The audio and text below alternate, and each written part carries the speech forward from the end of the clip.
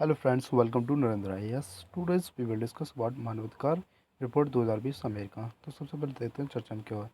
America विदेश विभाग ने अपनी वर्ष सन 2020 के मानवाधिकार रिपोर्ट में भारत में कई मानवाधिकार मुद्दों की ओर ध्यान आकर्षित किया है। प्रत्येक वर्ष अमेरिका कॉन्फ्रेंस को प्रस्तुत किए जाने वाली इस रिपोर्ट मानवाधिकार के विषय में 30 चर्चा की जाती है। इससे पहले मार्च सन 2021 में फ्रीडम इन द वर्ल्ड सन 2021 रिपोर्ट में भारत की स्थिति को स्वतंत्र से आंशिक रूप से स्वतंत्र कर दिया गया था। स्वीडन के वैराइटीज ऑफ डेमोक्रेसी संस्थान ने अपनी वार्षिक रिपोर्ट में भारत की चुनौती अनुपुस्तक के रूप में वर्गीकृत किया गया था। अब देखते हैं प्रमुख बिंदुओं के बारे में। इन पत्रकारों का उत्पीड़न। सोशल मीडिया पर रिपोर्टिंग के माध्यम से सरकार की आलोचना करने वाले पत्रकारों का उत्पीड़न और उनकी नज़रबंदी अभी भी जारी है, जबकि सरकार सामान्य तौर पर अभिव्यक्ति स्वतंत्रता में सम्मान की बात करती है।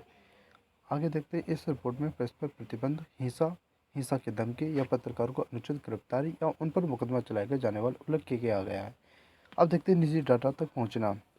इंटरनेट कंपनियों द्वारा उपयोगकर्ता के डेटा के लिए सरकार से किए गए अनुरोधों के नाटकीय रूप में वृद्धि दर्ज की गई है। सरकार द्वारा वर्ष 2019 में फेसबुक के 49,382 उपयोगकर्ताओं से संबंधित डाटा का अनुरोध किया गया है, जो कि वर्ष 2018 की तुलना में 32% अधिक है। इसी अवधि में गूगल और ट्विटर से किए गए अनुरोधों में क्रम से 69% और 68% की वृद्धि दर्ज की गई है। अब देखते हैं मनमानी के आधार पर जीवन की क्षति। इस रिपोर्ट में तमिलनाडु में हिरासत में हुई मौतों के मामलों को भी रेखांकित किया गया है और अनुचित नज़रबंदी के बारे में देखते हैं। रिपोर्ट में अप्रैल 2020 में गैरकानूनी गतिविधियां रोकथाम अधिनियम 1967 के तहत नागरिकता कानून का विरोध कर रहे लोगों और अन्य प्रदर्शनों में शामिल लोगों की हिरासत में लिए जाने के मामले का भी उल्लेख किया गया है। इसके अलावा रिपोर्ट में जम्मू कश्मीर सार्वजनिक सुरक्षा अधिनियम 1978 के तहत राजनेताओं को नज़रबंद करने की बात कही गई है। अब देखते हैं जम्मू कश्मीर में मानवाधिकार स्थिति में सुधार। रिपोर्ट में माने तो सरकार ने सुरक्षा और संचार प्रतिबंधों को धीरे धीरे समाप्त कर जम्मू और कश्मीर में सामान्य स्थिति को बहाल करने हेतु महत्वपूर्ण कदम उठाए हैं और सरकार ने इंटरनेट से आंशिक रूप से बहाल कर दिया है कि हालांकि जम्मू कश्मीर के अधिकांश हिस्सों में वर्ष 2020 तक उच्च गति 4G मोबाइल इंटरनेट प्रतिबंध था। अब देखिए प्रतिबंध नियम और जांच का वाह। रिपोर्ट में भारत के संदर्भ में गैर सरकारी संगठनों पर अत्यधिक प्रतिबंधात्मक नियम और राजनीतिक भागीदारी पर प्रतिबंध। सरकार में सभी स्तरों पर व्यापक भ्रष्टाचार, महिलाओं के विरुद्ध हिंसा की उपयुक्त जांच और जवाबदेही का अभाव तथा अनिवार्य बाल श्रम आदि बिंदुओं पर भी चर्चा की गई है।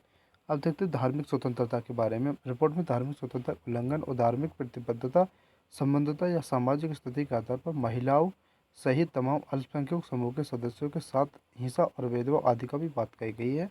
अब देखते हैं भारत में मानव अधिकार को प्रावधान। संविधान में शामिल प्रावधान क्या क्या हैं। तो मौलिक अधिकार संविधान के अनुच्छेद 12 से 35 तक मौलिक अधिकार संबंधित प्रावधान किए गए हैं।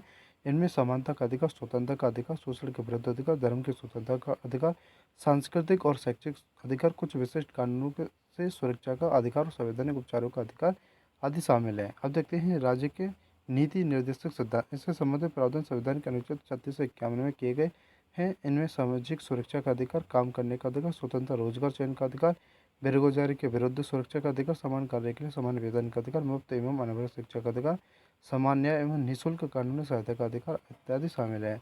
अब देखते हैं इन सांविधिक प्रावधान क्या है। मानव अधिकार संरक्षण अधिनियम 1993, जिसे वर्ष 2000 में संशोधित किया गया था, मानव अधिकार के संरक्षण हेतु राष्ट्रीय मानवाधिकार आयोग और राज्य मानवाधिकार आयोग और मानव अधिकार न्यायालयों के गठन की व्यवस्था करता है। अब देखते हैं अधिनियम की धारा 2 की फर्स्ट की डी मानवाधिकार को जीवन स्वतंत्रता, व्यक्ति की गरिमा और समानता से संबंधित अधिकारों के रूप में परिभाषित करता है, जिसकी गारंटी भारतीय संविधान द्वारा जिसकी गारंटी भारतीय संविधान द्वारा दी गई है अथवा जो अंतर्राष्ट्रीय कन्वेंशन में सन्निहित है। साथ ही यह न्यायालय द्वारा परिवर्तनीय नहीं है, परिवर्तनीय होते हैं और भारत ने मानवाधिकार सार्वभौम घोषणा UDHR के प्रारूप में सक्रिय रूप से हिस्सा लिया था।